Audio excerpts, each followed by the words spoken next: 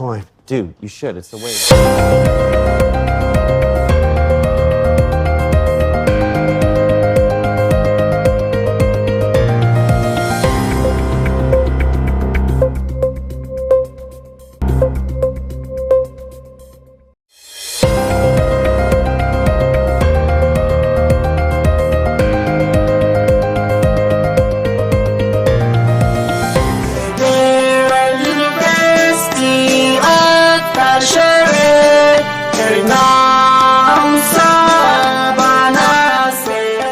The School of Postgraduate Studies, Federal University of Kashere, Gombe State, is inviting for application from the suitably and qualified candidates into the postgraduate programs of the university for the 2025-2026 academic session. It is important to note that only courses available for the session are advertised, and as such, candidates are advised to select only courses available in this advertisement. Candidates are expected to submit their application forms online together with scanned copies of their credentials. The available faculties and programs are Faculty of Agriculture, MSc Agric Economics, PGD Agric Extension, PhD Agronomy, PhD Crop Protection, MSc Agronomy, MSc Crop Protection, PhD Animal Science, MSc Animal Science, PhD Soil Science, MSc Soil Science, Faculty of Education, PhD English Education, MEd English Education, MEd Measurement and Evaluation, MEd Educational Management, MEd Curriculum Studies, PGD Education, MEd Biology Education, MEd Computer Science Education, Faculty of Humanities, PhD History and Diplomatic Studies, MA History and Diplomatic Studies, PhD Islamic Studies, MA Islamic Studies, PGD Islamic Studies, MA Christian Religious Studies, PhD Arabic Language, MA Arabic Language, MA Arabic Literature, MA English Literature, Faculty of Management Science, PhD Accounting, MSc Accounting, Masters of Accounting and Finance, MAF, MSc Business Admin, Masters of Business Administration, MBA, Faculty of Social Science, PhD Economics, MSc Economics, MSc Geography, PGD Geographic Information Systems, MSc Political Science, PhD Sociology, MSc Sociology, Faculty of Science, MSc Biology, MSc Chemistry, MSc Computer Science, PGD Computer Science, MSc Mathematics, MSc Physics. Interested candidates are advised to log into the Federal University of Kashere URL https://applicants.safapply.com/FUK after paying a non-refundable application fee of 20,000 naira only to fill and submit the application form. Applicants are advised to be checking their email accounts regularly for feedback about their application. For further inquiries, please contact the Secretary, School of Postgraduate Studies on the following phone numbers: 080-3286-1969, 070-6959-0457, or 0816-5730-439. Announcer, Professor Shehu Usman Hassan, Dean, School of Postgraduate Studies, FUK. Are you stuck in Jalingo late at night? Need a safe and reliable ride fast? Introducing Supercab, Jalingo's trusted ride-hailing service from anywhere in the city. We will pick you up right at your doorstep. Book a ride in seconds. Safe, fast and affordable. Visit www.supercab.com.ng or download the Supercab app today. Supercab, your ride, your way.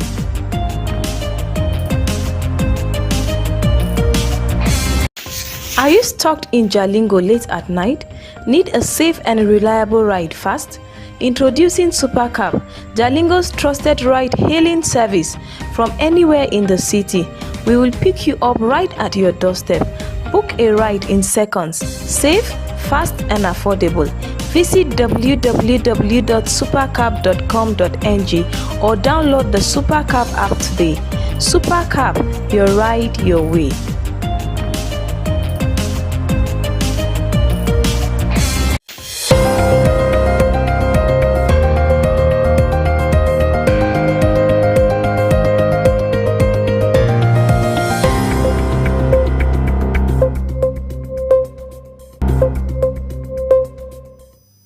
Hello viewers, welcome once again to the Youth Hub on Tom TV, and I'm here live with Mr. Emmanuel. You all know we are here to analyze another interesting topic this week. But before we go on, we have a special person in our midst that I would love him to introduce himself to you guys. So good morning, sir. We are welcome to Tom TV, the Youth Hub. Can you please introduce yourself to the audience? Okay. Good morning. My name is Apostle Peter Nyebe. I'm the set man of Rema Kavod Center. All right. We are happy to have you here in our midst today. Thank you. So quickly, before we dive into today's topic, I want to use this medium to apologize to all of you out there. Yes, I owe you an apology. We didn't take calls the last two show we had, and the last one you guys called, you sent message, and we could not even pick your calls and reply your message. And then for this, we have one that said, "Hello, my name is Mary. I really love Some TV a lot, and I'm in full support of what you said today. But for me, we should all remember that we are in the end time because unimaginable things are happening these days." I think this is when we were talking about indecent dressing that affects you. That was last week. Yeah, that's when she sent the message. We are very sorry, Miss Mary, we could not respond to your message. On that note, we are having another interesting thing to do today, which is I'll be picking 5 lucky winners that will be receiving gifts by next week. So today, let's dive in, and when we are done, I'll tell you the procedures on how to get your gift. Thank you. So today on the Youth Hub, we'll be talking on education and employment, challenges faced by the Nigerian youth. Yes. Now, we have heard about how graduates graduate for years and they stay at home without works and skills. So today we'll be discussing what are these challenges that are faced by these people, what do they need to do, what are the remedies, what does the government need to do to help the youth so that we'll not be bored, we'll not be idle, we'll have something doing. Yeah, so today in the studio we have Mr. Emmanuel and we have Apostle Peter also here with me. So I'll be starting with you, sir. So we all know about challenges faced by Nigerian youth, but before we dive into that, we have education and employment. So we want you to give us a brief introduction or an overview of education and employment, sir. Okay, thank you very much. You're welcome. To me, education is a mode by which people learn. Okay. It could be either formal or informal. Because while growing up, we were taught that there are 2 kinds of educational system. There's the formal and then there's the informal. So it's just a process where people learn so that they can add value to the society. That's just the simple summary of education. Okay. So Yes. employment? Employment is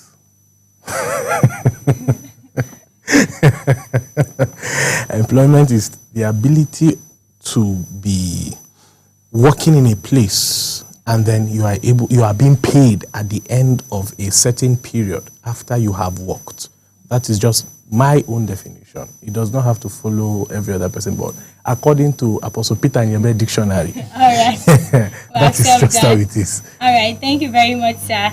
So quickly, let's go to the causes of graduate unemployment. You know, we're talking mostly on the challenges. We say challenges faced by the Nigerian youth. So, Mr. Emmanuel, please, I would like you to tell us some of the causes. What are the most significant factors contributing to graduate unemployment in Nigeria? We have so many people out there that are graduate, they have degree, they have masters, but they are not working. What do you think can cause that? Well, the nature of the society Okay. and the economy in general, especially in a country like ours, Nigeria, is one of the reasons why you find it difficult to get youth or graduates into positions where they will be employed and working in order to get paid. But then I think diving in straight into the causes of this unemployment might not just be it. So I want to first talk about the educational system in general. Okay. Because for you to go to school, for how many, if you do the math from nursery to primary to the tertiary institution, you 6334. Yes. If you calculate it, 6334. 6 Okay. years, 6 years in primary school, Yeah. 3 years in junior secondary, junior in 3 Senior years in senior secondary, that's 9. and then 4 That's years. 15, that's 19 years. That's so you That is, spend. we are even offering a 4-year course. Yeah, so you Yes. give what? So all these years spent in school, for what? To come and be employed under another person to work for him. I think it shouldn't be on that on that line. It shouldn't just be about you spending all these years in school just to come and work for someone else without you having your own innovations, without you having your Yeah. own ideas to do something for yourself. And then I won't actually blame those graduates and those people who go to school. Why I say so is because the nature and the system of the educational system in this country is the one that mold you into someone that your mentality already is that after you graduate, you will look for somebody that will employ you and you work under the person, which is very, very wrong. We are supposed to be in a society where you are being taught how to be a craft person or your own, how to be innovative or your own. That is what the educational system should be all about. But then that is actually a total failure in the educational system in this country, because graduates only are waiting for employment without actually putting in what they've learned into practice. And that is due to the kind of education we receive. We only receive education based on theory. We only receive education based on you to go and write exams and pass, to cram and pass, not for you to put it in practice in real life. So that is what is actually causing all this major unemployment. Thank you very much, Mr. Emmanuel. And talking about educational system, I want to ask you, Apostle Peter, do you think that there are courses in the tertiary institution that are irrelevant? Because you find out that for us to be able to blend this, we have to have courses that go in hand with the job opportunity we have in the society. So do you think there are any courses in the institution that may be irrelevant for now in this country to the Nigerian youth? Yes, for me, I think if you look at the whole educational system in Nigeria, it is flawed. If you look at the whole educational system in Nigeria, it is flawed. Just like my brother was saying here. The only thing that you are being taught in school is just to read, pass, and then go into the society so that you can be employable. They don't teach you the ability to create. They don't teach you the ability to be innovative. Tell me why a lecturer will give you a material and then they've told you in your own words, and when you summarize it, they fail you because you did not give it to them as it is in the material. So the educational system in Nigeria does not afford you the opportunity to be creative in your thinking. So they want it to be that the educational system in Nigeria is garbage in, garbage out. Garbage, it is whatever the lecturer gives you that you must give to him. That is a sign to show that you were in school. We are in the 21st century. Everything is digitalized. Why will some courses still be telling us to go and be making references to history that was made when we were not born? Okay. How does it affect us now? We keep talking about the economy in the 1970s. This is this. Okay, in this time around, how do we tackle the educational system? If you look at the white man, their educational system is always designed to attack the root cause of any situation. And so that is why you discover that they are not really bankrupt of ideas. But look at the Nigerian system. You have lectures from 6 a.m. to almost 6 p.m. At times you spend 12 hours in a day in school. What do you learn? What do you learn? And then they now make you... I was speaking with a lecturer who is abroad. Because I was discussing with the person, I wanted to get their own mindset about education, and then the person told me, say, Peter, let me tell you the truth. Your educational system in Nigeria is flawed. She said there in the UK, that when they are having, that they give you maybe three times in a week for you to attend classes. Then the other days, they allow you to work. so that you don't just wait on this thing. You get some experience, thank you very much, some practical knowledge, and so they don't load you. In a week you can spend maybe 12 hours in a week. Now imagine Nigerian this thing here. You go to school every day, Monday to Saturday. What time do you have to develop yourself? And that's why we have so many people who went to school and then they accidentally meet a future they did not prepare for. Nobody's innovative business-wise. We cannot tackle the issue. Our dependence is on government, petrol, and employment. What if they literally look at you and say, okay, by your strength, what is your strength? Let us say your strength is dancing.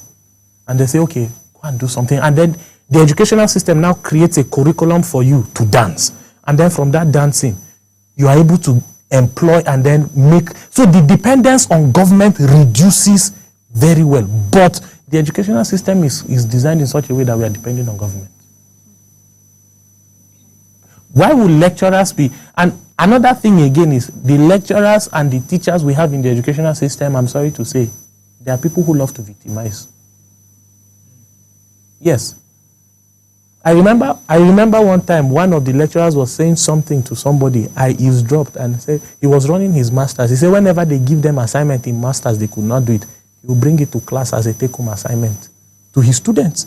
So imagine degree students are solving master's assignments. And then they will not, and that is why at the end of the day you discover that most times when you write tests, they don't give you your papers, they don't give you your script. They only tell you they marked it and they graded you. So they will now compile your answers and then go and answer for their masters. And then you now see they will tell you that A is for God, B is for their family, C is for... I don't know if you've met such wicked lecturers. Yes. So you see some lecturers say, my lecturer failed me, so me too. So I was talking with the lecturer. I said, over there, the strength of a lecturer is graded by how many students pass. How if they discover that students are not really passing your course, they will drop you. But here in Nigeria, try it and see. That's when they will even add more students for you.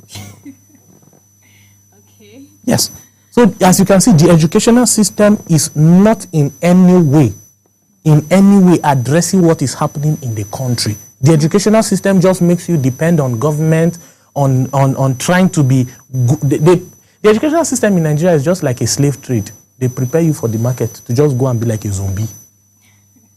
And that is why you discover that when you can see a Nigerian student who manages to graduate with a third class in Nigeria, goes abroad and passes excellently well because the amount of pressure here, he does not have that pressure there. They make everything easy for you and you are easily accessible. And that is why their educational system is very, very conducive and they have the best brains. They will look for you, maybe they will look at you, maybe if they discover your talent. That's why they have, I don't know, we used to have guidance and counseling units, but it is of no use. They look at you, they look at your strength, they'll say, okay, this one you're studying medicine. Medicine is not it. Go and study songwriting. And then before you know it, these are the people that are making huge money. Nigerians here, we are studying to be doctors and nurses and everything here. When you go abroad now, you will now go and become a caregiver. Because when you finish, I've had friends who went through the whole rigorous process of the Nigerian educational system, medicine, pharmacy, and all these things. When they finish, as they got abroad, they say, we don't trust people's certification. They have to go back to school and start afresh. Isn't that a waste of resources? Yeah, sure. Thank you very much. So let me add a little bit to what you say. The actual truth, the bitter truth is that the educational system of this country is absolute rubbish. I love that. Maybe he's talking from experience. In this 21st century, we are still studying things that are based on 100 years ago, Yes, sir. which we can apply in this current situation that we are in. So it is absolute rubbish because it can't help you. The formal education or the academic education you receive in school is not something you go out there and apply. There's only few courses that you learn in school and you apply it in the real world. Very, very few. These other ones, all is just the certificate. Very, very, very, very true. You get certificate in agric and you're working in a TV station. So it is just the certificate that matters. The knowledge you gain, the academic knowledge you gain, is absolute invalid. It's invalid. Very, very, very correct. Yeah. The educational system now is all about certificate. It's all about. It's all about certificate. I'm a graduate. I'm a graduate. I'm a graduate. So we just feel that it is all about certification and not what you are. Okay, it's just like now, for example, go and look at computer science. We are driven by AI and everything, but the education system is telling you to talk about Java and Fortran, Basic, C++. All these are they are absolute programming languages that nobody. With AI now, there is AI now that if you want to design a website, just tell it, I want to design a website for agriculture. Just put it as a prompt, and then it will run everything for you. It will run it. It will check for errors, run everything, and then it is sellable, and then you can go. So that is just it. We are still 100 years behind. Thank you. In our educational system. But I think our parents will have a lot to contribute in this issue. You know, back then you are not free to select the course you want to study in school.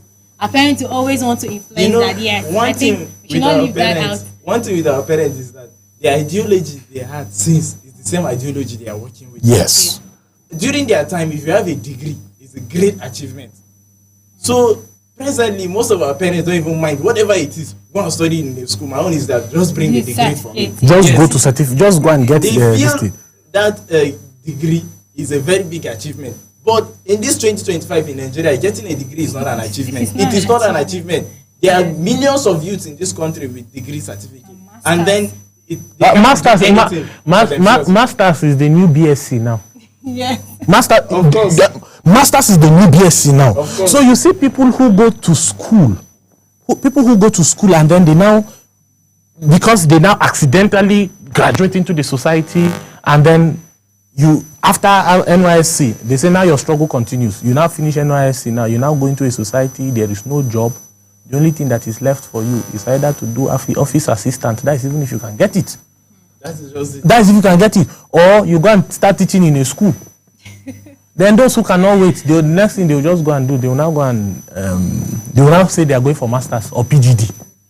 Exactly. And then when you now finish, let's say you do PGD. After PGD, you do masters. After masters, you go and run your doctorate. So you spend all your life going to school. At the end of the day, what did you achieve? What impact have you made in society? Even those working in the school system, you were talking about the lecturers and how they go about doing their stuff.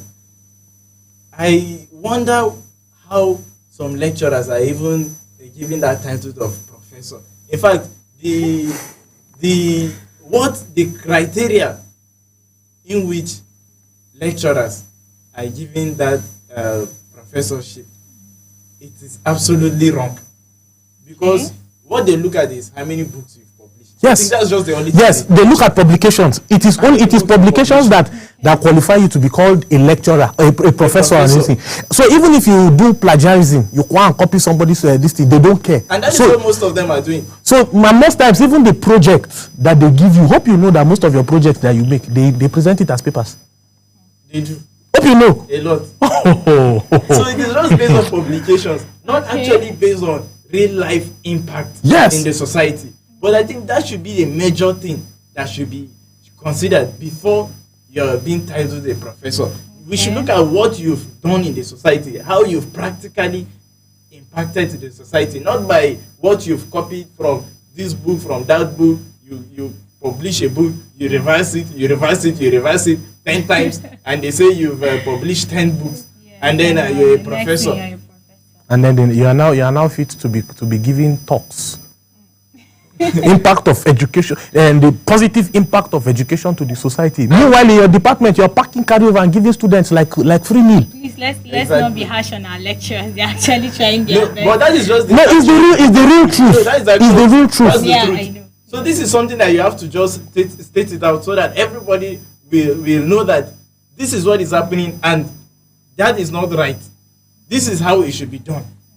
You know, in fact, one of the big problems we are facing in this country is because of the kind of people that are handling our educational system. These are people that are supposed to be the smartest people in this country. They are supposed to be the most intelligent people in this country. But I don't know if there's actually a board of professors or something in Nigeria.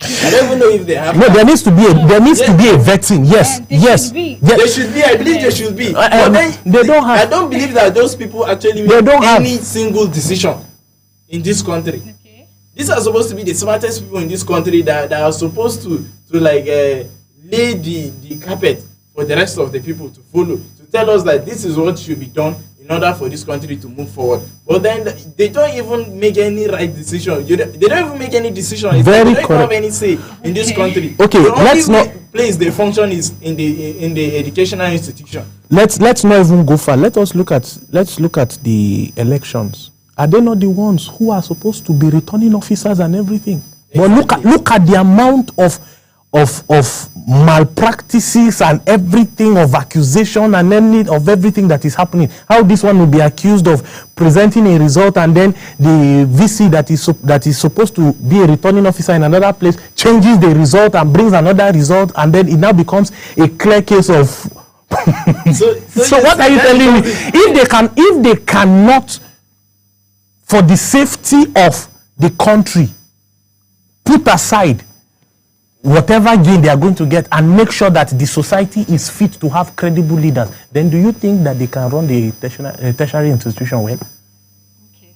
All right, that's not our question to answer right now. So I think this is the right time we go for a commercial break. And once we return, we'll be receiving calls, and also we'll be receiving your messages and your questions too and contribution. And also we'll be deliberating and having a little point on what are the solutions and remedy to these causes. Thank you very much. Stay tuned.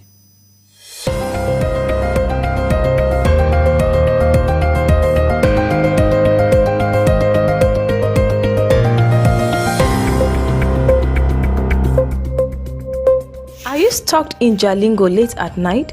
Need a safe and reliable ride fast? Introducing Supercab, Jalingo's trusted ride-hailing service from anywhere in the city. We will pick you up right at your doorstep. Book a ride in seconds. Safe, fast and affordable. Visit www.supercab.com.ng or download the Supercab app today. Supercab, your ride your way.